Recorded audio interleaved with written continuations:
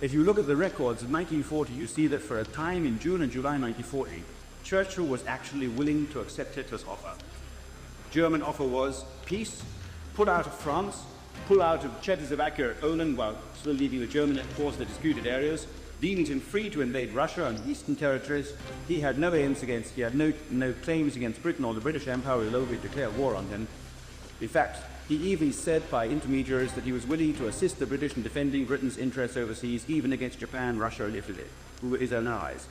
This was the German offer. It was so effective that Churchill occasionally looked at it during those months, June and July, and considered accepting it, particularly on June the 20th and 21st. We know this because in his cabinet was his six-man war cabinet.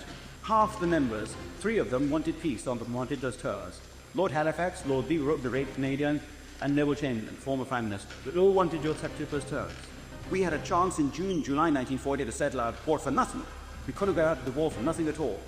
And yet we decided to fight on and bankrupted the empire and sold off all our overseas assets, Nabisco's corporation, Venezuelan railroads, all the British Empire's overseas assets, which alone had kept Britain a viable economic entity, were sold off without the British people finding out. Our gold was sold off. Roosevelt actually sent a Daffer ship down to South Africa in December 1940 to collect the empire's tiny gold reserves. From that point on, we were completely at the mercy of our great American allies, who had not the slightest interest in the preservation of the British Empire. These are great, big, substantial questions that you can't just ignore. But the questions are so big, so that there is a class of writer, a class of historian who prefers to ignore them, prefers to pretend that these questions don't exist at all.